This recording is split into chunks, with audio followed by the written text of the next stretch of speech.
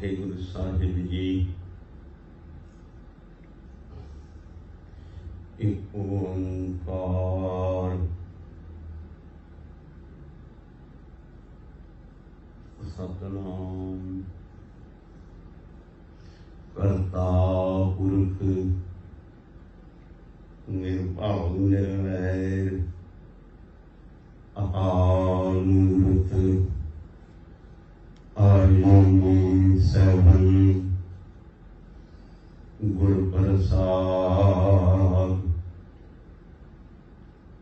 ज्ञान जन गुरु दिया अज्ञान अंधेर विनाश हर कृपा ते संत भेटिया नानक मन प्रगास श्री नानक परशुतम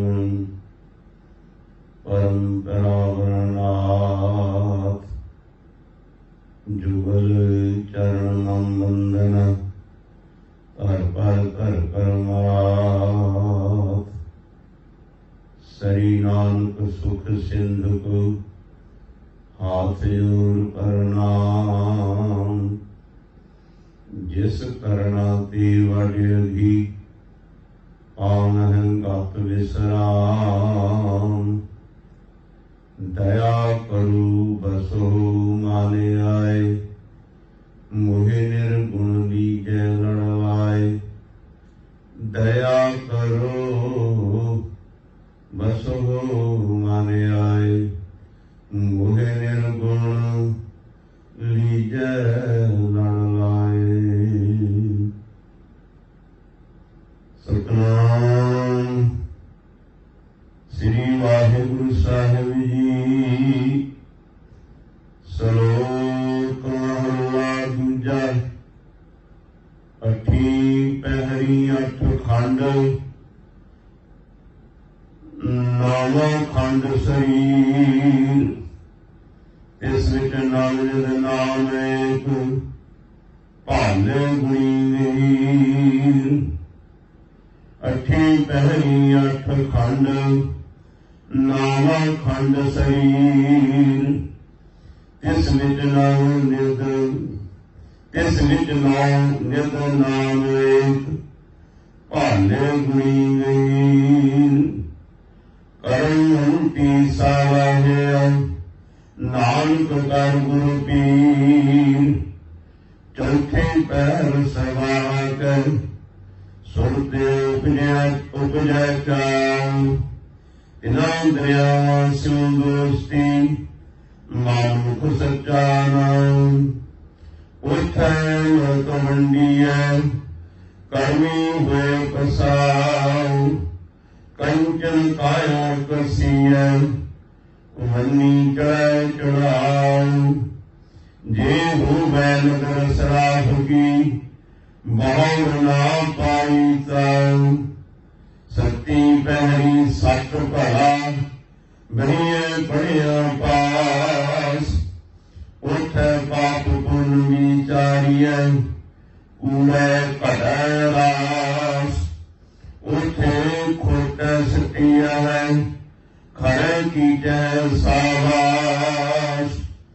बोलो फादर नानका दुख सुख खसमे पास। उठ पाप पुन विचारिय कूड़े घटै रास। उठ खुट सतिय खरे की जय छावास। बोलो फादर नानका दुख सुख खसमे पास। शतर चवर तखत मालक दसों पातशाहियों के स्वरूप हाजरा हजूर याहरा यूर जुगो जुग अटल आद श्री गुरु ग्रंथ साहिब महाराज। सतगुरु सच्चे पातशाह जी के पावन पवित्र दरबार विखे सुभाएमान गुरु रूप गुरु स्वरूप सत संगी जनों फतेह। अर्ज है बुलाओ फतेह। वाहिगुरु जी का खालसा ਵਾਹਿਗੁਰੂ ਜੀ ਕੀ ਫਤਿਹ। ਮਾਨਯੋਗ ਸਤ ਸੰਗੀ ਜਨ, ਜੋ ਕਿ ਕਿਤਨੇ ਸਮੇਂ ਤੋਂ ਆਦਿ ਸ੍ਰੀ ਗੁਰੂ ਗ੍ਰੰਥ ਸਾਹਿਬ ਮਹਾਰਾਜ ਜੀ ਦੇ ਅੰਦਰ ਜੋ ਮਾਝ ਕੀ ਵਾਰ ਉਸ ਦਾ ਵਿਚਾਰ ਲੜੀਵਾਰ ਆਰੰਭ ਹੈ। ਲੜੀ ਮੁਤਾਬਕ ਅੱਜ ਮਾਝ ਕੀ ਵਾਰ ਦੀ 18ਵੀਂ ਪੌੜੀ ਦੇ ਪਹਿਲੇ ਸ਼ਲੋਕ ਦਾ ਵਿਚਾਰ ਆਰੰਭ ਹੈ। ਪਹਿਲੇ ਸ਼ਲੋਕ ਦੇ ਅੰਦਰ ਧੰਨ ਗੁਰੂ ਅੰਗਦ ਦੇਵ ਸਾਹਿਬ ਮਹਾਰਾਜ ਦੂਸਰੇ ਪਾਤਸ਼ਾਹ ਕੀ ਪਾਵਨ ਪਵਿੱਤਰ ਉਪਦੇਸ਼ ਬਖਸ਼ਿਸ਼ ਕਰਦੇ ਹਨ। ਆਪ ਜੀ ਸਰਵਣ ਕਰੋ। ਸ਼ਲੋਕ ਮਹਲਾ ਦੂਜਾ। ਅੱਠੀ ਪਹਿਰੀ ਅੱਠ ਖੰਡ, ਨਾਵਾਂ ਖੰਡ ਸਰੀਰ, ਤਿਸ ਵਿੱਚ ਨੌ ਨਿਧ ਨਾਮ ਏਕ, ਭਾਲੇ ਗੁਣੀ ਗਹੀਰ। ਸ਼ਲੋਕ ਮਹਲਾ ਦੂਜਾ। ਦੂਸਰੇ ਪਾਤਸ਼ਾਹ ਧੰਨ ਗੁਰੂ ਅੰਗਦ ਦੇਵ ਸਾਹਿਬ ਮਹਾਰਾਜ ਫਰਮਾਉਂਦੇ ਨੇ, ਅੱਠੀ ਪਹਿਰੀ ਅੱਠ ਖੰਡ, ਨਾਵਾਂ ਖੰਡ ਸਰੀਰ। ਇਸ ਬ੍ਰਹਮੰਡ ਉੱਤੇ 9 ਖੰਡ ਮੰਨੇ ਗਏ ਹਨ। ਭਾਵ ਧਰਤੀ ਦੇ 9 ਟੁਕੜੇ ਹਨ। ਖੰਡ ਤੋਂ ਭਾਵ ਟੁਕੜਾ, ਪੀਸ। ਇਸ ਧਰਤੀ ਦੇ 9 ਖੰਡ ਮੰਨੇ ਗਏ ਹਨ ਤੇ ਹਜ਼ੂਰ ਕਹਿੰਦੇ ਨੇ, ਜੇ ਇਹ ਮੰਨ ਲਿਆ ਜਾਵੇ ਕਿ ਧਰਤੀ ਦੇ 8 ਖੰਡ ਤੇ ਦੂਸਰਾ ਮੰਨ ਲਿਆ ਜਾਵੇ 9ਵਾਂ ਖੰਡ ਸਰੀਰ ਨੂੰ, ਜੇ ਦੂਸਰਾ 9ਵਾਂ ਖੰਡ ਸਰੀਰ ਨੂੰ ਮੰਨ ਲਿਆ ਜਾਵੇ, ਕਿਉਂ? ਜੋ ਇਸ ਬ੍ਰਹਮੰਡ ਦੇ ਅੰਦਰ ਹੈ ਉਹੀ ਕੁਝ ਸਰੀਰ ਦੇ ਅੰਦਰ ਹੈ। ਜੋ ਇਸ ਬ੍ਰਹਮੰਡ ਦੇ ਅੰਦਰ ਹੈ ਸੋਈ ਇਸ ਸਰੀਰ ਦੇ ਅੰਦਰ ਹੈ। ਹਜ਼ੂਰ ਬਾਣੀ ਚ ਫਰਮਾਨ ਕਰਦੇ ਨੇ, ਜੋ ਬ੍ਰਹਮੰਡੇ ਸੋਈ ਪਿੰਡੇ, ਜੋ ਖੋਜੈ ਸੋ ਪਾਵੈ। ਜੋ ਬ੍ਰਹਮੰਡ ਦੇ ਅੰਦਰ ਹੈ ਉਹੀ ਇਸ ਪਿੰਡ, ਇਸ ਸਰੀਰ ਦੇ ਅੰਦਰ ਹੈ। ਇਸ ਸਰੀਰ ਨੂੰ ਕਿਤੇ ਸ਼ਹਿਰ ਵੀ ਕਿਹਾ ਗਿਆ ਹੈ, ਕਿਤੇ ਪਿੰਡ ਵੀ ਕਿਹਾ ਗਿਆ ਹੈ, ਕਿਤੇ ਇਸ ਨੂੰ ਬ੍ਰਹਮੰਡ ਵੀ ਕਿਹਾ ਗਿਆ ਹੈ। ਇਸ ਸਰੀਰ ਨੂੰ ਜੋ ਕੁਝ ਸਰੀਰ ਬ੍ਰਹਮੰਡ ਦੇ ਅੰਦਰ ਵਰਤ ਰਿਹਾ ਹੈ, ਪਰਮੇਸ਼ਵਰ ਨੇ ਜੋ ਕੁਝ ਬਣਾਇਆ ਇਸ ਬ੍ਰਹਮੰਡ ਦੇ ਅੰਦਰ, ਉਹ ਸਭ ਕੁਝ ਇਸ ਸਰੀਰ ਦੇ ਅੰਦਰ ਵੀ ਹੈ। ਤੇ 9 ਖੰਡ ਪ੍ਰਿਥਵੀ ਦੇ ਵਿੱਚੋਂ 8 ਖੰਡ ਪ੍ਰਿਥਵੀ ਦੇ ਲਏ ਜਾਣ ਤੇ 9ਵਾਂ ਖੰਡ ਸਰੀਰ ਨੂੰ ਸਮਝਿਆ ਜਾਵੇ। ਤੇ ਜੋ 8 ਖੰਡਾਂ ਦੇ ਵਿੱਚ ਵਰਤਦਾ, 9ਵਾਂ ਖੰਡ ਜੋ ਸਰੀਰ ਹੈ, ਇਸ ਸਰੀਰ ਦੇ ਅੰਦਰ ਵੀ ਉਹੀ ਕੁਝ ਵਰਤਦਾ। ਤੇ ਦਿਨ ਰਾਤ ਦੇ 8 ਪਹਿਰ ਨੇ 24 ਘੰਟਿਆਂ ਦੇ। 24 ਘੰਟਿਆਂ ਦੇ 8 ਪਹਿਰ ਹਨ। 3 ਘੰਟੇ ਦਾ ਇੱਕ ਪਹਿਰ ਮੰਨਿਆ ਜਾਂਦਾ ਹੈ। ਤੇ ਹਜ਼ੂਰ ਪਾਤਸ਼ਾਹ ਜੀ ਕਹਿੰਦੇ ਨੇ, ਅੱਠੀ ਪਹਿਰੀ 8 ਖੰਡ, ਨਾਵਾਂ ਖੰਡ ਸਰੀਰ। 8 ਪਹਿਰਾਂ ਦੇ ਵਿੱਚ 24 ਘੰਟਿਆਂ ਦੇ ਅੰਦਰ ਇਹ ਇਨਸਾਨ ਜਿਹੜਾ ਜੋ ਬ੍ਰਹਮੰਡ ਦੇ ਵਿੱਚ ਹੈ ਉਹੀ ਇਸ ਸਰੀਰ ਦੇ ਅੰਦਰ ਹੈ। ਤੇ ਇਹ ਇਨਸਾਨ 8 ਪਹਿਰ ਉਸ ਬ੍ਰਹਮੰਡ ਵਰਗੇ ਸਰੀਰ ਦੇ ਅੰਦਰ ਜੋ ਕੁਝ ਹੈ ਉਸ ਦੇ ਵਿੱਚ ਹੀ ਗਲਤਾਨ ਰਹਿੰਦਾ ਹੈ, ਭੁੱਲਿਆ ਰਹਿੰਦਾ ਹੈ। ਜਿਵੇਂ ਇਹ ਇਨਸਾਨ ਬ੍ਰਹਮੰਡ ਦੇ ਅੰਦਰ ਪਰਮੇਸ਼ਵਰ ਦੀ ਕੁਦਰਤ, ਉਸਨੇ ਨਾਨਾ ਪ੍ਰਕਾਰ ਦੀ ਸਾਜਨਾ ਕੀਤੀ ਹੈ। ਨਾਨਾ ਪ੍ਰਕਾਰ ਦੀ ਸਾਜਨਾ ਦੇ ਵਿੱਚ ਚੰਗਿਆਈ ਵੀ ਹੈ, ਬੁਰਿਆਈ ਵੀ ਹੈ। ਚੰਗੇ ਗੁਣ ਵੀ ਹਨ ਤੇ ਦੁਰਗੁਣ ਅਵਗੁਣ ਵੀ ਹਨ। ਇਹ ਇਨਸਾਨ ਬਹੁਤਾ ਜ਼ਿਆਦਾ ਅੱਠੇ ਪਹਿਰ ਅਵਗੁਣਾਂ ਦੇ ਵਿੱਚ ਹੀ ਪ੍ਰਵਿਰਤ ਰਹਿੰਦਾ ਹੈ। ਅੱਠੀ ਪਹਿਰੀ 8 ਖੰਡ, 8 ਪਹਿਰਾਂ ਦੇ ਵਿੱਚ 8 ਪਹਿਰਾਂ ਦੇ ਵਿੱਚ ਇਹ ਇਨਸਾਨ 9ਵਾਂ ਖੰਡ ਜਿਹੜਾ ਸਰੀਰ ਹੈ ਉਸ ਦੇ ਵਿੱਚ ਗਲਤਾਨ ਰਹਿੰਦਾ ਹੈ। ਭਾਵ ਇਹ ਬਣਾਈ ਹੋਈ ਕੁਦਰਤ ਦੇ ਵਿੱਚ ਹੀ ਮਸ਼ਰੂਫ ਰਹਿੰਦਾ ਹੈ। ਹਜ਼ੂਰ ਕਹਿੰਦੇ ਨੇ ਜੋ ਕੁਝ ਬ੍ਰਹਿਮੰਡ ਦੇ ਅੰਦਰ ਹੈ ਉਹੀ ਕੁਝ ਇਸ ਸਰੀਰ ਦੇ ਅੰਦਰ ਹੈ। ਕਾਇਆ ਅੰਦਰ ਸਭ ਕੁਛ ਵਸੈ, ਖੰਡ ਮੰਡਲ ਪਾਤਾਲਾ। ਕਾਇਆ ਅੰਦਰ ਜਗ ਜੀਵਨ ਦਾਤਾ ਵਸੈ, ਸਭਨਾ ਕਰੇ ਪ੍ਰਤਪਾਲਾ। ਇਸ ਕਾਇਆ ਦੇ ਅੰਦਰ, ਸਰੀਰ ਦੇ ਅੰਦਰ ਸਭ ਖੰਡ ਪਤਾਲ ਮੰਡਲ ਸਭ ਕੁਝ ਇਸ ਦੇ ਅੰਦਰ ਵਸ ਰਿਹਾ ਹੈ। ਇਸ ਬ੍ਰਹਿਮੰਡ ਦੇ ਅੰਦਰ ਵੀ ਸਭ ਕੁਝ ਹੈ ਤੇ ਨਾਲ ਹੀ ਇਸ ਬ੍ਰਹਿਮੰਡ ਦੇ ਅੰਦਰ ਪਰਮੇਸ਼ਵਰ ਵੀ ਵਸ ਰਿਹਾ ਹੈ। ਜਿੱਥੇ ਪਰਮੇਸ਼ਵਰ ਨੇ ਮਾਇਆ ਰਚ ਕੇ ਸੰਸਾਰ ਦਾ ਖੇਲ ਰਚਿਆ, ਉੱਥੇ ਪਰਮੇਸ਼ਵਰ ਆਪ ਵੀ ਕੁਦਰਤ ਦੇ ਵਿੱਚ ਬੈਠਾ ਹੋਇਆ। ਆਪੀ ਨੇ ਆਪ ਸਾਜਿਓ, ਆਪੀ ਨੇ ਰਚਿਓ ਨਾਉ, ਦੁਈ ਕੁਦਰਤ ਸਾਜ ਕੈ ਕਰ ਆਸਣ ਡਿਠੋ ਚਾਹੋ। ਉਹ ਪਰਮੇਸ਼ਵਰ ਇਸ ਬ੍ਰਹਿਮੰਡ ਨੂੰ ਬਣਾ ਕੇ ਬ੍ਰਹਿਮੰਡ ਦੇ ਅੰਦਰ ਆਪ ਵੀ ਬੈਠਾ ਹੈ। ਕਾਇਆ ਅੰਦਰ ਰਤਨ ਪਦਾਰਥ ਭਗਤ ਭਰੇ ਭੰਡਾਰਾ। ਇਸ ਕਾਇਆ ਅੰਦਰ 9 ਖੰਡ ਪ੍ਰਿਥਵੀ ਹਾਟ ਪਟਣ ਬਾਜ਼ਾਰਾ। ਇਸ ਕਾਇਆ ਅੰਦਰ ਨਾਮ 9 ਨਿਧ ਪਾਈਐ ਗੁਰ ਕੈ ਸ਼ਬਦ ਵਿਚਾਰਾ। ਹਜ਼ੂਰ ਕਹਿੰਦੇ ਕਾਇਆ ਅੰਦਰ ਰਤਨ ਪਦਾਰਥ। ਜਿਵੇਂ ਸੰਸਾਰ ਦੇ ਅੰਦਰ ਬ੍ਰਹਿਮੰਡ ਦੇ ਅੰਦਰ ਅਵਗੁਣ ਵੀ ਹਨ, ਗੁਣ ਵੀ ਹਨ, ਗੁਰਮੁਖ ਵੀ ਹਨ, ਮਨਮੁਖ ਵੀ ਹਨ। ਦੋ ਹੀ ਚੀਜ਼ਾਂ ਆਪੋਜਿਟ, ਹਰ ਇੱਕ ਚੀਜ਼ ਦੇ ਆਪੋਜਿਟ ਹੈ। ਇਸੇ ਤਰ੍ਹਾਂ ਸਰੀਰ ਦੇ ਅੰਦਰ ਅਵਗੁਣ ਵੀ ਹਨ ਤੇ ਗੁਣ ਵੀ ਹਨ। ਜਿੱਥੇ ਇਸ ਸਰੀਰ ਦੇ ਅੰਦਰ ਕਾਮ, ਕ੍ਰੋਧ, ਲੋਭ, ਮੋਹ, ਹੰਕਾਰ ਭਾਵ ਵਿਸ਼ੇ ਵਿਕਾਰ ਹਨ, ਉੱਥੇ ਪਰਮੇਸ਼ਵਰ ਨੇ ਇਸ ਸਰੀਰ ਦੇ ਅੰਦਰ ਰਤਨ ਪਦਾਰਥ ਸ਼ੁਭ ਗੁਣ ਵੀ ਰੱਖੇ ਨੇ। ਇਸ ਸਰੀਰ ਦੇ ਅੰਦਰੋਂ ਹੀ ਦਇਆ ਪੈਦਾ ਹੁੰਦੀ ਹੈ। ਇਸ ਸਰੀਰ ਦੇ ਅੰਦਰ ਹੀ ਧਰਮ ਉਤਪੰਨ ਹੋ ਜਾਂਦਾ ਹੈ। ਇਸ ਸਰੀਰ ਦੇ ਅੰਦਰ ਸਤ, ਸੰਤੋਖ, ਸੁਚ, ਸੰਜਮ ਇਹ ਸਭ ਗੁਣ ਇਸ ਦੇ ਅੰਦਰ ਹੀ ਹਨ।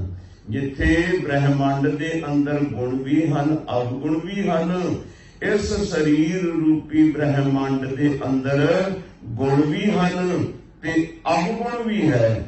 ਸਰੀਰ ਜਿਵੇਂ ਬ੍ਰਹਿਮੰਡ ਦੇ ਅੰਦਰ ਇਸ ਕਾਇਆ ਅੰਦਰ 9 ਖੰਡ ਪ੍ਰਿਥਵੀ ਹਾਟ ਪਟਣ ਬਾਜ਼ਾਰਾ।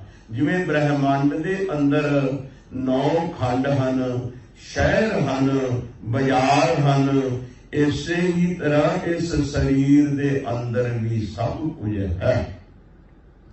ਇਸ ਕਾਇਆ ਅੰਦਰ ਨਾਮ 9 ਨਿਧ ਪਾਈਐ ਗੁਰ ਕੇ ਸ਼ਬਦ ਵਿਚਾਰਾ। ਇਸ ਕਾਇਆ ਦੇ ਅੰਦਰ ਪਰਮੇਸ਼ਵਰ ਦਾ ਨਾਮ ਵੀ ਇਸ ਸਰੀਰ ਦੇ ਅੰਦਰ ਹੀ ਹੈ। ਮੈਂ ਕਈ ਵਾਰੀ ਇਹ ਗੱਲ ਕੀਤੀ ਹੈ, ਸਰੀਰ ਦੇ ਅੰਦਰ ਹੀ ਨਾਮ ਹੈ, ਉਸ ਨੂੰ ਪ੍ਰਗਟ ਕਰਨ ਦਾ ਯਤਨ ਕਰਨਾ ਪਵੇਗਾ। ਜਿਵੇਂ ਦੁੱਧ ਦੇ ਅੰਦਰ ਘਿਓ ਹੈ, ਜੇ ਹੁਣ ਆਪਾਂ ਕਹੀਏ ਵੀ ਐਸੇ ਤਰ੍ਹਾਂ ਹੀ ਦੁੱਧ ਦੇ ਵਿੱਚੋਂ ਘਿਓ ਮਿਲ ਜਾਏ, ਨਹੀਂ ਮਿਲੇਗਾ, ਯਤਨ ਕਰਨਾ ਪਵੇਗਾ। ਦੁੱਧ ਨੂੰ ਲਿਆ ਕੇ ਗਰਮ ਕਰਨਾ ਪਵੇਗਾ, ਫਿਰ ਉਸ ਨੂੰ ਨਾਰਮਲ ਕਰਕੇ ਜਾਗ ਲਾਉਣਾ ਪਵੇਗਾ, ਦਹੀਂ ਬਣੇਗਾ, ਦਹੀਂ ਨੂੰ ਮਥਨ ਕਰਨਾ ਪਵੇਗਾ, ਮੱਖਣ ਨਿਕਲੇਗਾ, ਮੱਖਣ ਨੂੰ ਅੱਗ ਤੇ ਤਾੜ ਕੇ ਫਿਰ ਘਿਓ ਬਣੇਗਾ। ਘਿਓ ਤੇ ਪਹਿਲਾਂ ਹੀ ਦੁੱਧ ਦੇ ਵਿੱਚ ਹੈ ਸੀ, ਯਤਨ ਕਰਨਾ ਪਿਆ। ਦਦ ਕਾਰਨ किरत कारण दद मथे सियान। सियाणा पुरुष घ्यो की खातर दुध नूं मथन करदा रिड़कदा फिर उस चों घ्यो कढ़दा। ज्ञान कारण कर्म अभ्यास। ज्ञान भया तो कर्मै नाश। जे ज्ञान की खातर इसनूं कर्म करना पवेगा, अभ्यास करना पवेगा। जिस वेले ज्ञान हो जाएगा फिर कर्म का नाश हो जाएगा, कर्म करन दी लोड़ नहीं पवेगी।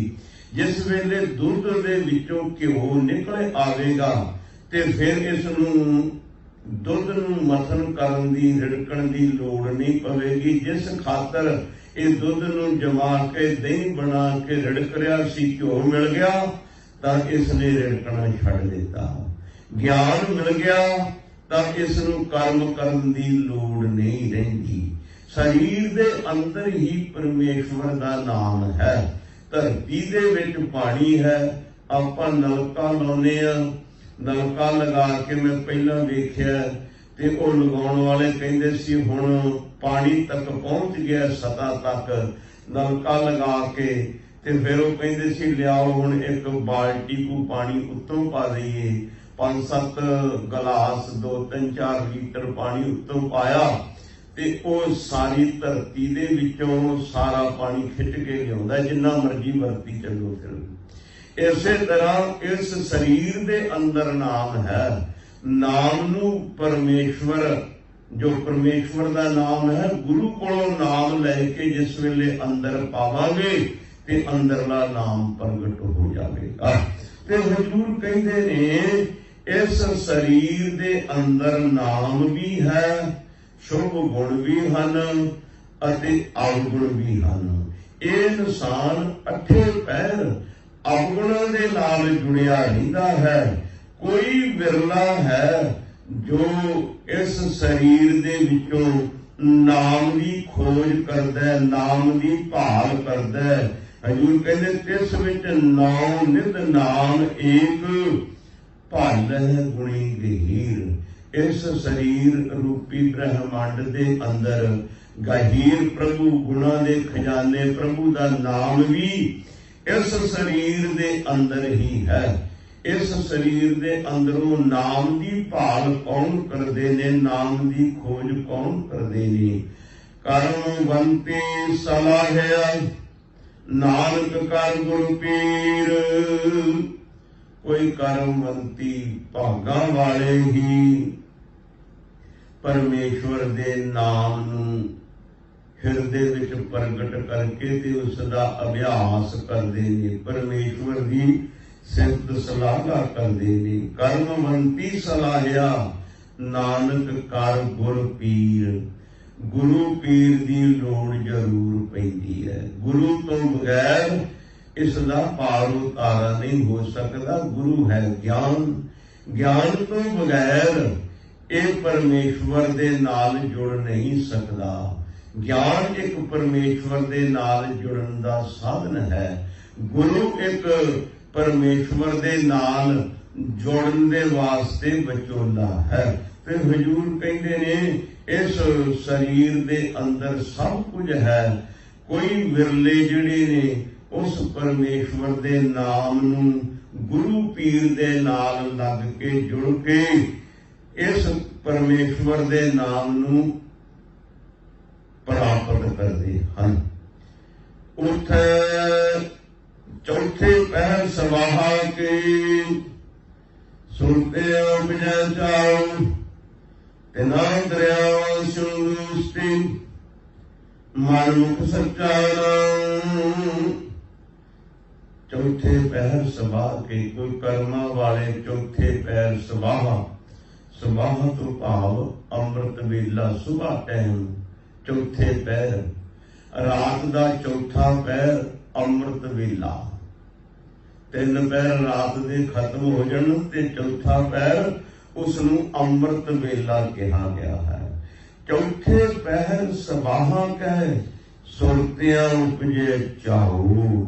किसे विरलियां नूं परमेश्वर दे नाम नाल जुड़न दा, सिमरन करन दा, बंदगी करन दा अंदर उत्साह पैदा हुंदा है।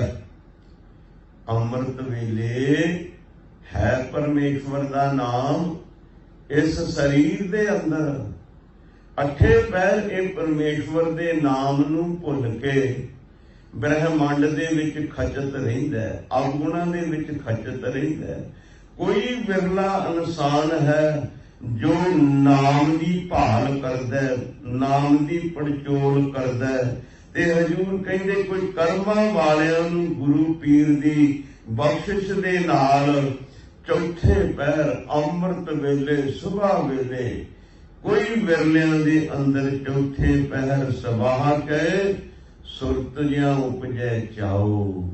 ਕੋਈ ਵਿਰਲਿਆਂ ਦੇ ਅੰਦਰ ਪਰਮੇਸ਼ਵਰ ਦੇ ਨਾਮ ਜਪਣ ਦਾ ਚਾਓ ਉਤਸ਼ਾਹ ਪੈਦਾ ਹੁੰਦਾ ਹੈ।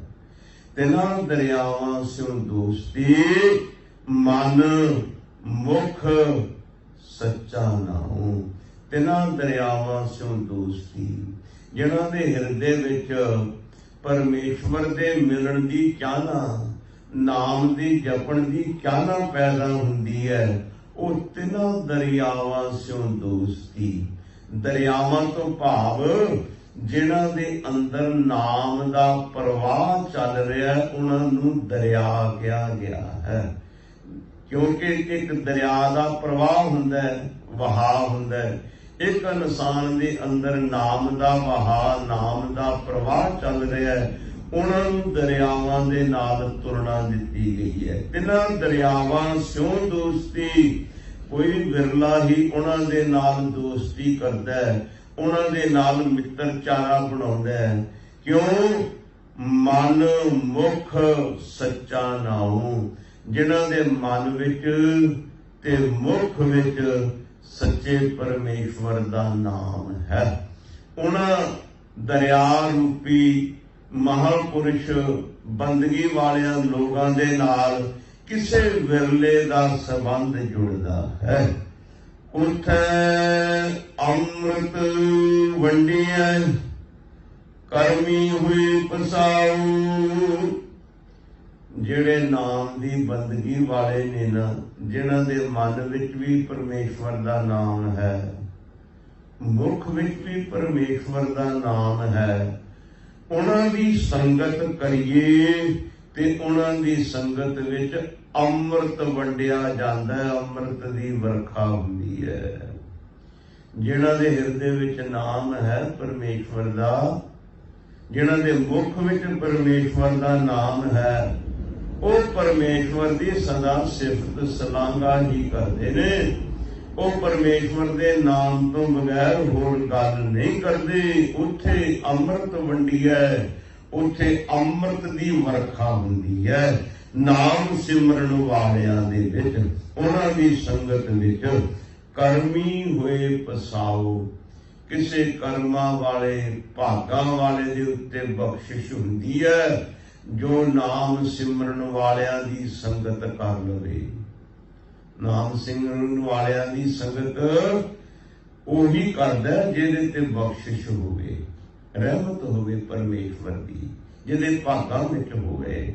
ਤੋ ਹਜ਼ੂਰ ਕਹਿੰਦੇ ਨੇ ਕੰਚਨ ਕਾਇਆ ਕਸੀਐ ਵਨੀ ਚੜ੍ਹੈ ਚੜ੍ਹਾਓ। ਜਿਵੇਂ ਸੁਨਿਆਰਾ ਜਿਹੜਾ ਹੈ ਨਾ, ਉਹ ਸੋਨੇ ਨੂੰ ਸ਼ੁੱਧ ਕਰਨ ਵਾਸਤੇ ਉਹ ਕਸਵੱਟੀ ਤੇ ਲਾਉਂਦਾ ਹੈ, ਉਹਨੂੰ ਤਾ ਦੇ ਕੇ ਉਸ ਨੂੰ ਕੁਠਾਲੀ ਦੇ ਵਿੱਚ ਪਾ ਕੇ ਗਰਮ ਕਰਕੇ ਉਹਦੇ ਵਿੱਚੋਂ ਖੋਟ ਕੱਢ ਦਿੰਦਾ, ਮੈਲ ਕੱਢ ਦਿੰਦਾ। ਜਿਸ ਵੇਲੇ ਸ਼ੁੱਧ ਹੋ ਜਾਂਦਾ ਤੇ ਫਿਰ ਸੁਨਿਆਰਾ ਸ਼ੁੱਧ ਹੋਏ ਸੋਨੇ ਨੂੰ, ਕੰਚਨ ਨੂੰ ਆਪਣੇ ਕੋਲ ਰੱਖ ਦਿੰਦਾ। ਮਿਲਾਵਟ ਵਾਲੇ ਸੋਨੇ ਦੀ ਕੋਈ ਚਮਕ ਹੋਰ ਹੈ, ਸ਼ੁੱਧ ਸੋਨੇ ਦੀ ਚਮਕ ਕੁਝ ਹੋਰ ਹੁੰਦੀ ਹੈ। ਤੇ ਹਜ਼ੂਰ ਕਹਿੰਦੇ ਨੇ ਕੰਚਨ ਕਾਇਆ ਕਸੀਐ ਵੰਨੀ ਚੜ੍ਹੈ ਚੜ੍ਹਾਓ। ਜੇ ਹੋਵੇ ਨਦਰ ਸਰਾਫ ਕੀ ਬਹੁੜ ਨਾ ਪਾਈ ਤਾਓ। ਜਿਹੜੇ ਸੋਨੇ ਨੂੰ ਫਿਰ ਸੁਨਿਆਰਾ ਸਾਫ਼ ਕਰ ਲੈਂਦਾ, ਖੋਟ ਕੱਢ ਦਿੰਦਾ, ਮੈਲ ਕੱਢ ਲੈਂਦਾ, ਉਸ ਨੂੰ ਉਹ ਆਪਣੇ ਕੋਲ ਰੱਖ ਲੈਂਦਾ।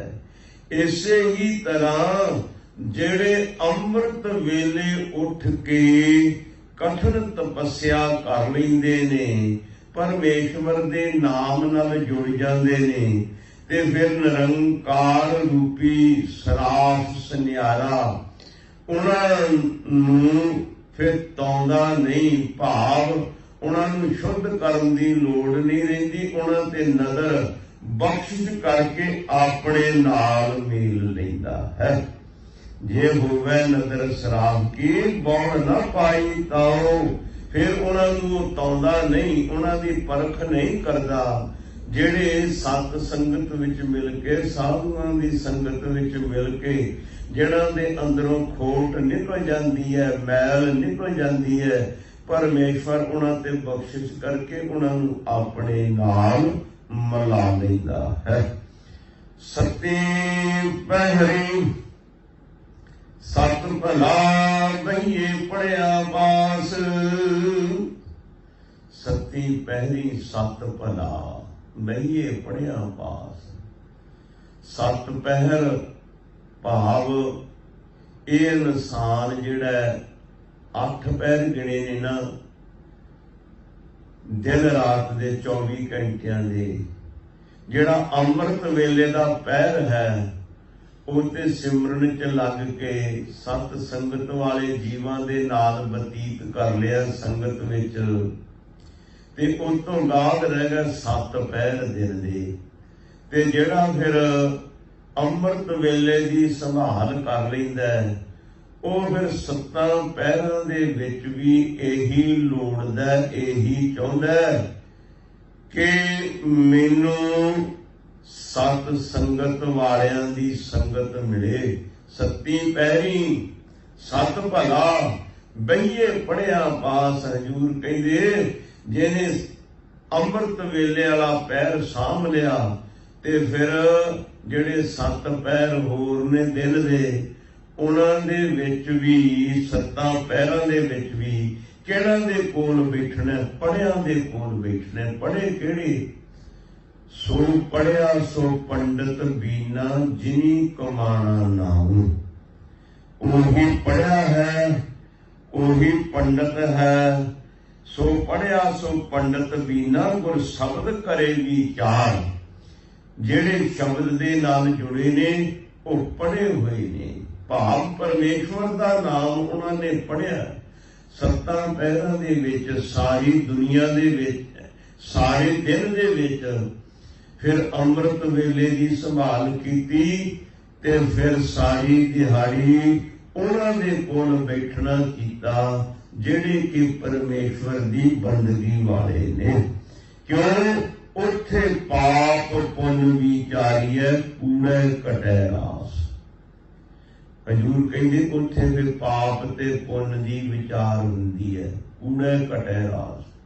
ਜਿਹੜੇ ਰੱਬ ਦੀ ਬੰਦਗੀ ਵਾਲਿਆਂ ਨੂੰ ਉਹਨਾਂ ਨੂੰ ਪੜ੍ਹਿਆ ਗਿਆ ਹੈ। ਇਹ ਨਹੀਂ ਵੀ ਦੁਨਿਆਵੀ ਜਿਹਨਾਂ ਦੇ ਕੋਲ ਵਿਦਿਆ ਹੈ ਉਹਨਾਂ ਨੂੰ ਪੜ੍ਹਿਆ ਗਿਆ। ਹਜ਼ੂਰ ਕਹਿੰਦੇ ਸੋ ਪੜ੍ਹਿਆ ਸੋ ਪੰਡਤ ਬੀਨਾ ਗੁਰ ਸ਼ਬਦ ਕਰੇ ਵਿਚਾਰ। ਗੁਰੂ ਘਰ ਦੇ ਅੰਦਰ ਉਹੀ ਪੰਡਤ ਹੈ, ਬੀਨਾ ਦੂਰ ਅੰਦੇਸ਼ ਹੈ, ਸਿਆਣਾ ਹੈ, ਜਿਸ ਨੇ ਸ਼ਬਦ ਦੀ ਵਿਚਾਰ ਕੀਤੀ, ਜਿਸ ਨੇ ਗਿਆਨ ਦੀ ਵਿਚਾਰ ਕੀਤੀ, ਜਿਸ ਨੇ ਨਾਮ ਦੀ ਵਿਚਾਰ ਕੀਤੀ। ਐਸੇ ਲੋਕਾਂ ਦੇ ਕੋਲ ਬੈਠਣ ਦੇ ਨਾਲ ਜੋ ਸ਼ਬਦ ਦੇ ਗਿਆਨ ਵਾਲੇ ਲੋਕ ਨੇ, ਉਹਨਾਂ ਦੀ ਸੰਗਤ ਕਰਨ ਦੇ ਨਾਲ ਕੂੜੈ ਘਟੈ ਰਾਸ। ਕੂੜ ਦੀ ਪੂੰਜੀ ਜਿਹੜੀ ਹੈ ਘਟ ਜਾਂਦੀ ਹੈ, ਕੂੜ ਦੀ ਰਾਸ ਘਟ ਜਾਂਦੀ ਹੈ। ਭਾਵ ਇਹ ਵਿਕਾਰਾਂ ਵੱਲੋਂ ਇਸ ਦਾ ਪਾਸਾ ਹਲਕਾ ਹੋ ਜਾਂਦਾ ਹੈ, ਵਿਕਾਰ ਖਤਮ ਹੋ ਜਾਂਦੇ ਨੇ। ਜਦੋਂ ਸਤ ਸੰਗੀ ਪੁਰਸ਼ਾਂ ਦੀ, ਜਿਹੜੇ ਰੱਬ ਦੇ ਗਿਆਨਵਾਨ ਨੇ, ਨਾਮ ਸਿਮਰਨ ਵਾਲੇ ਨੇ, ਉਹਨਾਂ ਦੀ ਸੰਗਤ ਕਰਦਾ ਤੇ ਫਿਰ ਇਸ ਦੇ ਬੁਰੇ ਕਰਮ ਜਿਹੜੇ ਨੇ ਉਹ ਘਟ ਜਾਂਦੇ ਨੇ। ਕੂੜ ਵਿਸ਼ੇ ਵਿਕਾਰ ਘਟ ਜਾਂਦੇ ਨੇ। ਕੂੜਾ ਘਟੈ ਰਾਸ, ਕੂੜ ਦੀ ਰਾਸ ਘਟ ਜਾਂਦੀ ਹੈ। ਉੱਥੇ ਖੋਟੇ ਸੁਟਿਐ ਖਰੇ ਕੀਜੈ ਸ਼ਾਬਾਸ਼। ਵਾਹਿਗੁਰੂ ਉੱਥੇ ਪਾਪ ਪੁੰਨ ਵਿਚਾਰੀਐ ਕੂੜੈ ਘਟੈ ਰਾਸ।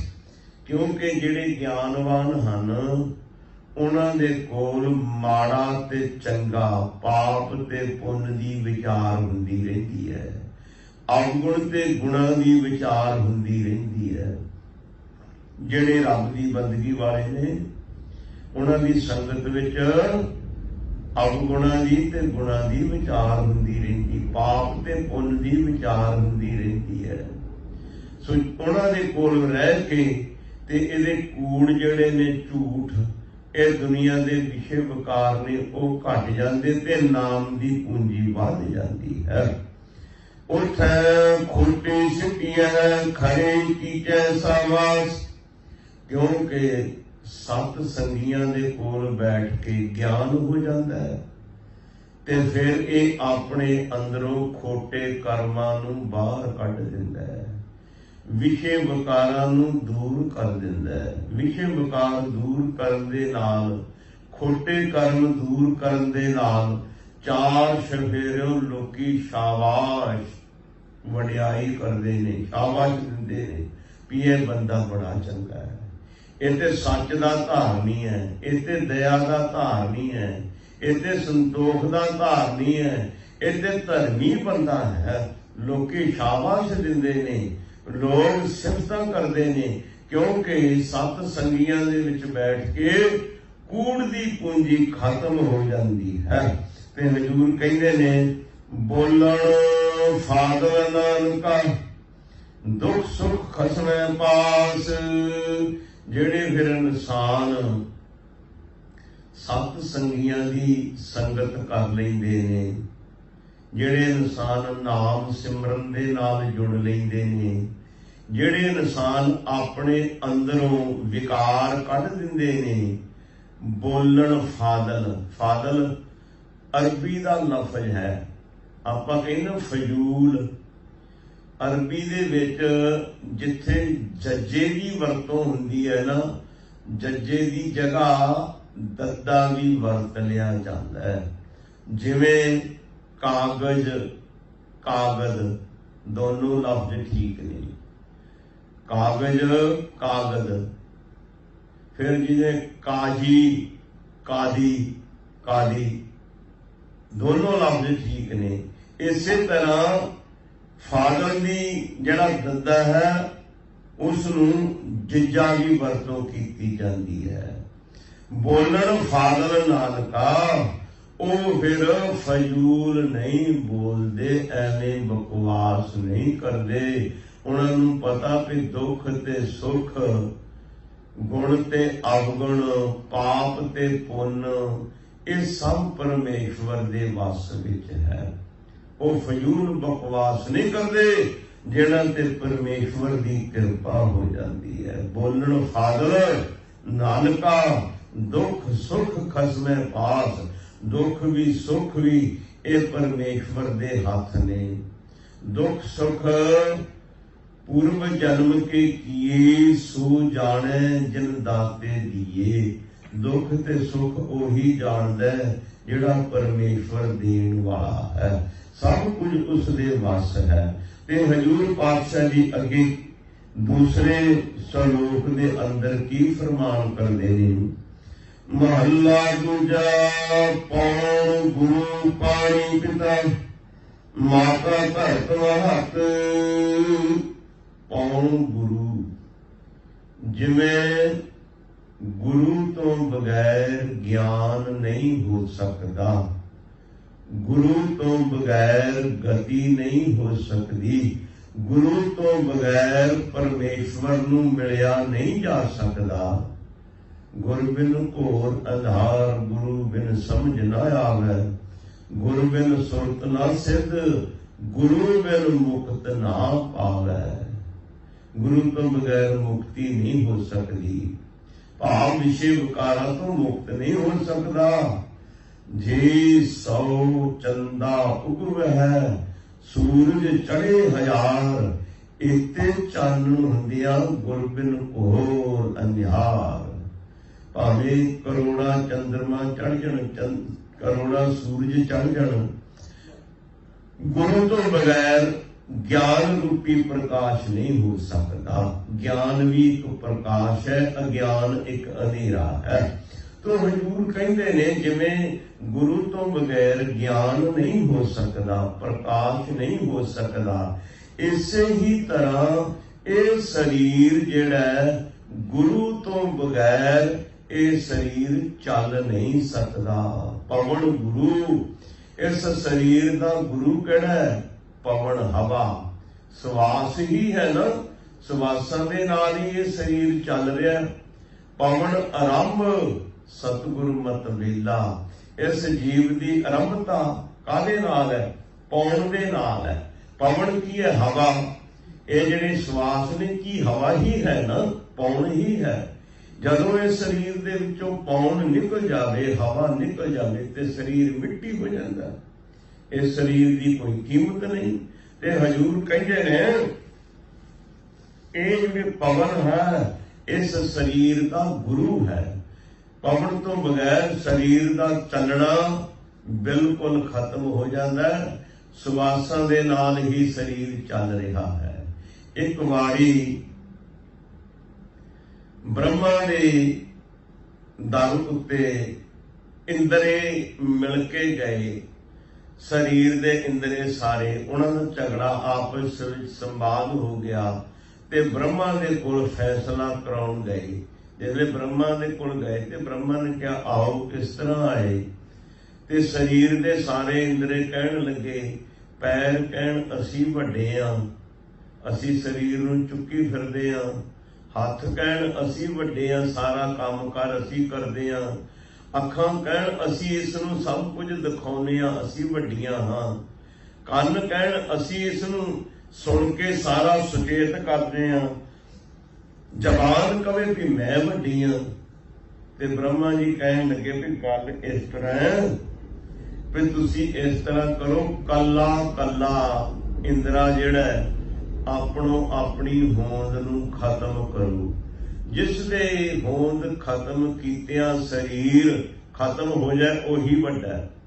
जिस वेले पैरां ने अपना काम करना छड्डिया, शरीर ते जिउंदा रहा, तुरनों फिरनों हट गया। हथां ने अपना काम करना छड्डिया, शरीर ते बरकरार रहा, काम करनों हट गया, शरीर ते फिर भी जिउंदा ही है। अखां ने देखना छड्डिया, शरीर ते जिउंदा ही है। कन्नां ने सुनना छड्डिया, शरीर ते जिउंदा ही है।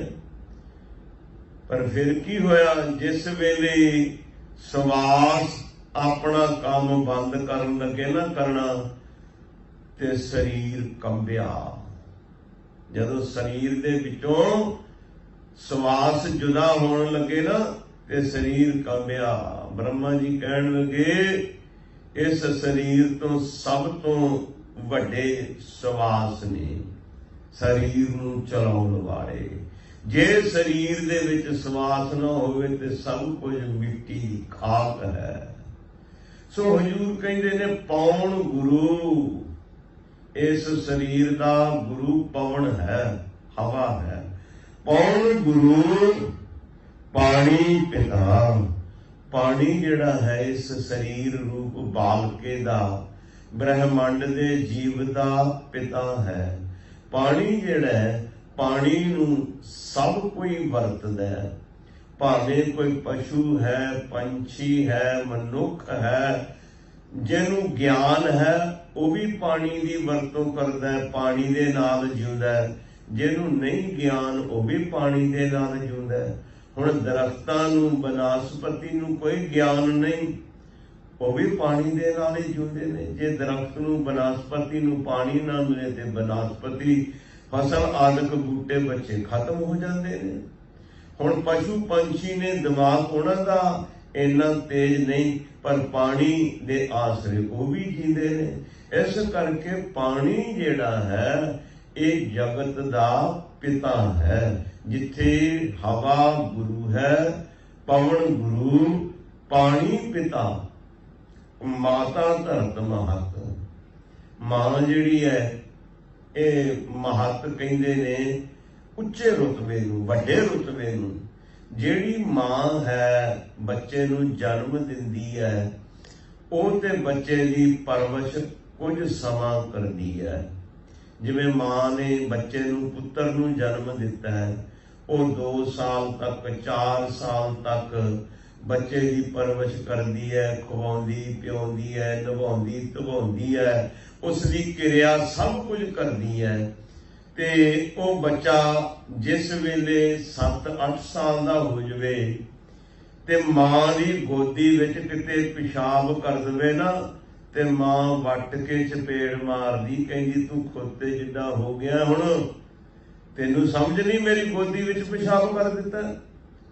2-3 ਸਾਲ ਤੱਕ ਤੇ ਮਾਂ ਬਰਦਾਸ਼ਤ ਕਰਦੀ ਹੈ ਵੀ ਇਹ ਬੱਚਾ, ਇਹਨੂੰ ਸਮਝ ਨਹੀਂ, ਗੋਦੀ ਵਿੱਚ ਇਸਨੇ ਬਾਥਰੂਮ ਪਿਸ਼ਾਬ ਕਰ ਦਿੱਤਾ।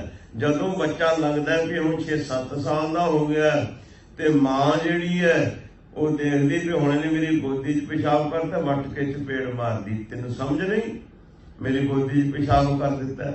ਤੇ ਮਾਂ ਵੱਧ ਤੋਂ ਵੱਧ ਇਸ ਦੀ 20-25 ਸਾਲ ਤੱਕ ਪਰਵਰਿਸ਼ ਕਰਦੀ ਹੈ। ਉਹ ਵੀ ਕਿਉਂ ਕਰਦੀ ਹੈ? ਇਸ ਦੇ ਕੋਲੋਂ ਕੁਝ ਇਹ ਰਿਟਰਨ ਚਾਹੁੰਦੀ ਹੈ, ਕੁਝ ਮੰਗਦੀ ਹੈ, ਕੁਝ ਦਿੱਤਾ ਹੋਇਆ ਵਾਪਸ ਲੈਣਾ ਚਾਹੁੰਦੀ ਹੈ। ਜੋ ਜਨਨੀ ਗਰਭ ਪਾਲਤੀ ਸੁਰਤ ਕੀ ਕਰ ਆਸਾ, ਵੱਡਾ ਹੋਈ ਧਨ ਖਾਟ ਦੀ ਕਰ ਭੋਗ ਬਲਾਸਾ। ਮਾਂ ਸੋਚਦੀ ਹੈ ਵੀ ਇਹ ਪੁੱਤਰ ਦੀ ਸੇਵਾ ਤਾਂ ਕਰਦੀ ਹੈ, ਵੱਡਾ ਹੋਵੇਗਾ, ਫਿਰ ਇਹ ਕਮਾਈ ਕਰਕੇ ਲਿਆਵੇਗਾ, ਮੇਰੀ ਪਰਵਰਿਸ਼ ਕਰੇਗਾ, ਮੇਰੇ ਬੁਢਾਪੇ ਦਾ ਇਹ ਸਹਾਰਾ ਬਣੇਗਾ। ਮਾਂ ਨੇ ਇਹ ਵਾਪਸੀ ਮੰਗਦੀ ਹੈ ਵੀ ਮੈਂ ਤੇਰੀ ਸੇਵਾ ਕੀਤੀ ਤੇ ਹੁਣ ਤੂੰ ਮੇਰੀ ਸੇਵਾ ਕਰ। ਪਰ ਜਿਹੜੀ ਧਰਤੀ ਮਾਂ ਹੈ ਇਹ ਵਾਪਸੀ ਨਹੀਂ ਮੰਗਦੀ। ਇਹ ਜਨਮ ਤੋਂ ਲੈ ਕੇ ਇਨਸਾਨ ਭਾਵੇਂ 100 ਸਾਲ ਦਾ ਹੋ ਜਾਵੇ, ਇਹ ਜਨਮ ਤੋਂ ਲੈ ਕੇ ਮਰਨ ਤੱਕ ਇਨਸਾਨ ਸਭ ਕੁਝ ਧਰਤੀ ਮਾਂ ਦੇ ਉੱਤੇ ਹੀ ਕਰਦਾ ਹੈ, ਸਭ ਕਿਰਿਆ ਇਸ ਦੇ ਉੱਤੇ ਹੀ ਕਰਦਾ ਹੈ। ਕਦੇ ਵੀ ਧਰਤੀ ਬੁਰਾ ਨਹੀਂ ਮਨਾਉਂਦੀ। ਇਹ ਧਰਤੀ ਮਾਂ ਕਦੇ ਵੀ ਬੁਰਾ ਨਹੀਂ ਮਨਾਉਂਦੀ। ਤੇ ਧਰਤੀ ਦੇ ਵਿੱਚੋਂ ਹੀ ਸਭ ਕੁਝ ਪੈਦਾ ਹੁੰਦਾ ਹੈ। ਜੋ ਕੁਝ ਖਾਣ ਪੀਣ ਪਹਿਨਣ ਵਾਲਾ ਧਰਤੀ ਦੇ ਵਿੱਚੋਂ ਹੀ ਮਿਲਦਾ ਹੈ ਨਾ। ਧਰਤੀ ਜੀ ਕਿਆ ਕਰੇ, ਜਿਸ ਵਿੱਚ ਸਭ ਕੁਝ ਹੋਏ, ਇਸ ਧਰਤੀ ਦੇ ਵਿੱਚੋਂ ਹੀ ਸਭ ਕੁਝ ਪੈਦਾ ਹੁੰਦਾ ਹੈ ਜੀਵ ਇਨਸਾਨ ਦੇ ਵਾਸਤੇ।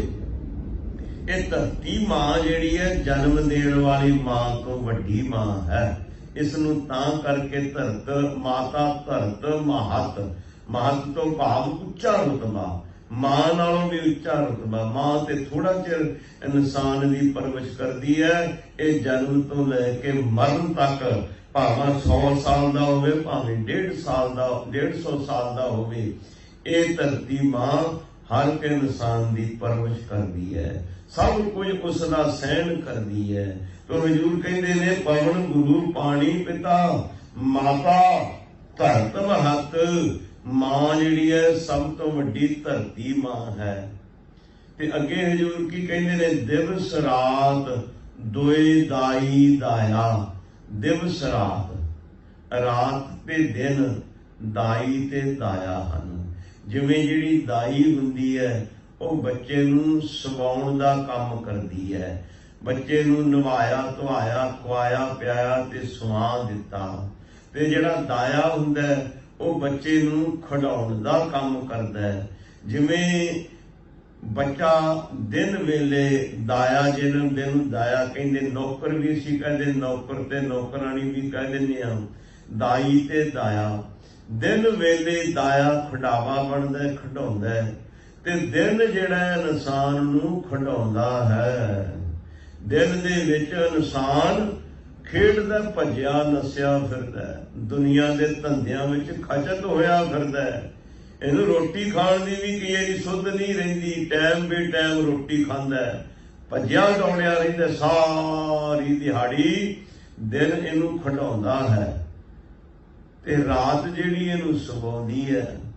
ਜਦਲੇ ਰਾਤ ਪੈਂਦੀ ਹੈ, ਮੱਲੋ ਮੱਲੀ ਇਨਸਾਨ ਨੂੰ ਨੀਂਦ ਆਉਣੀ ਸ਼ੁਰੂ ਹੋ ਜਾਂਦੀ ਹੈ।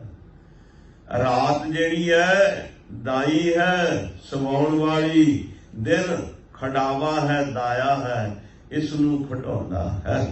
हजूर कहते ने पवन है गुरु, पानी है पिता, धरती है मां, रात ते दिन दाई दाया है। दिवस रात दोए दाई दाया, खिल सगल जगत, सारा जगत खेड रहा है। परमेश्वर ने एक खेल तमाशा बनाया हुआ है। उस खेल तमाशे दे विच सारा जगत परविरत है। खिल सगल जगत। अगे हजूर की कहंदे, चंगियाइयां बुरियाइयां वाचे धर्म हजूर। चंगियाइयां ते बुरियाइयां धर्म हजूर परमेश्वर की दरगाह दे विच इन्हां दे मुताबिक हिसाब किताब हुंदा है। अमल जे कीते दुनी विच दरगाह आए कम। जो कुछ असी इत्थे दुनिया दे विच रहिंदियां होया माड़ा कीता चंगा कीता, उन्हां दे मुताबिक ही दरगाह दे विच फैसला होना है। चंगियाइयां बुरियाइयां वाचै धर्म हजूर। परमेश्वर की दरगाह दे विच साडे बुरे ते चंगे काम वाचे जाणगे, वेखे जाणगे। करमी आपो अपनी, के नेड़ा के दूर। करमी आपो अपनी, कोई कर्मां दे अनुसार परमेश्वर दे नेड़े हो जाता है, कोई कर्मां दे अनुसार परमेश्वर तो दूर हो जाता है। हुण बुरे कर्म करेगा ते परमेश्वर तो दूर हो जाना, जे चंगे कर्म करेगा ते परमेश्वर दे नेड़े हो जाना। जे हुण इसने विषे वकार करने, झूठ बोलना, निंदा करनी, चोरी करनी, ईर्खा करनी है, काम क्रोध लोभ मोह हंकार विच प्रवृत्त रहना ते परमेश्वर तो दूर है। जे इस दे अंदर दया है, धर्म है, सत है, संतोख है, इन्हां कर्मां दे कारण करके परमेश्वर दे नेड़े हो जाता है। करनी आपो अपनी, के नेड़े के दूर। जिनी नाम ध्याया गए मशक्कत घाल। जिन्हां ने नाम नूं ध्याया वो घाल कमाई करके मेहनत करके सफल हो के इस संसार तो गए। जिनी नाम ध्याया गए मशक्कत घाल। नानक ते मुख उजले होर केती छुट्टी नाल। जिन्हां ने परमेश्वर दे नाम की बंदगी की, सिमरन किया, जिन्हां ने धर्म कर्म नाल जुड़े रहे, बुरे कर्मां दा त्याग किया, वो फिर उन्हां नूं सत्कार मान परमेश्वर की दरगाह दे विच मिलदा है।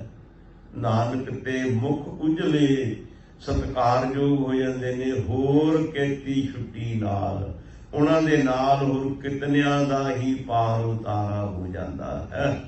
आप तरै सगले कुल तारै, हर दरगह पत स्यों जाएगा। जिन्हां ने परमेश्वर दा नाम जपिया वो आप तर जाते ने, कुलां नूं तार दिंदे ने।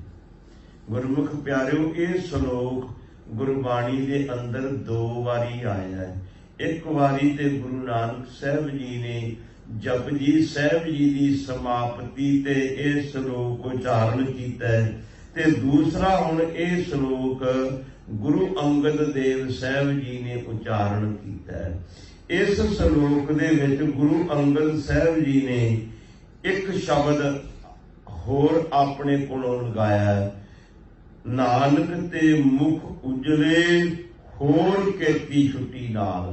जिहड़ा गुरु नानक साहब जी का श्लोक है, उन्होंने कहा नानक ते मुख उजले केती छुट्टी नाल, ते गुरु अंगद देव साहब जी ने कहा नानक ते मुख उजले होर केती छुट्टी नाल। सो भाई, जिन्होंने परमेश्वर का सिमरन किया है, बंदगी की है, शुभ गुणा नाल जुड़े रहे ने, अठां पैरां दे विच रब नूं याद किया है। गुरु नानक का यह मिशन है भई परिवार विच रह के, संसार विच रह के, पदार्थां विच रह के बंदगी करनी, नहीं परिवार त्यागना, नहीं संसार त्यागना, ਨਹੀਂ ਪਦਾਰਥ ਤਿਆਗਣੇ। ਸੰਸਾਰ ਪਰਿਵਾਰ ਪਦਾਰਥਾਂ ਦੇ ਵਿੱਚ ਰਹਿ ਕੇ ਪਰਮੇਸ਼ਵਰ ਨਾਲ ਜੁੜੇ ਰਹਿਣਾ ਹੈ। ਜੈਸੇ ਜਲ ਮੈਂ ਕਮਲ ਨਰਾਲਮ ਮੁਰਗਾਈ ਨਹਿ ਸਾਣੈ। ਸੁਰਤ ਸ਼ਬਦ ਭਵ ਸਾਗਰ ਤਰੀਐ ਨਾਨਕ ਨਾਮ ਵਖਾਣੈ। ਰਹਿ ਇਕਾਂਤ ਏਕੋ ਮਨ ਵਸਿਆ ਆਸਾ ਮਾਹੇ ਨਿਰਾਸੋ। ਇਸ ਸੰਸਾਰ ਰੂਪੀ ਆਸਾ ਰੂਪੀ ਸੰਸਾਰ ਦੇ ਵਿੱਚ ਨਿਰਾਸ਼ ਰਹਿਣਾ ਹੈ। ਜਿਵੇਂ ਮੁਰਗਾਬੀ ਪਾਣੀ ਵਿੱਚ ਰਹਿ ਕੇ ਆਪਣੇ ਪੰਖ ਸੁੱਕੇ ਰੱਖਦੀ ਹੈ, ਕਮਲ ਫੁੱਲ ਚਿੱਕੜ ਵਿੱਚ ਰਹਿ ਕੇ ਪਾਣੀ ਵਿੱਚ ਰਹਿ ਕੇ ਉਸ ਤੋਂ ਅਸੰਗ ਰਹਿੰਦਾ ਹੈ। ਇਸੇ ਤਰ੍ਹਾਂ ਪਰਿਵਾਰ ਸੰਸਾਰ ਪਦਾਰਥਾਂ ਵਿੱਚ ਰਹਿ ਕੇ ਪਰਮੇਸ਼ਵਰ ਦੇ ਨਾਲ ਜੁੜੇ ਰਹਿਣਾ, ਇਹ ਗੁਰੂ ਨਾਨਕ ਦਾ ਮਿਸ਼ਨ ਹੈ।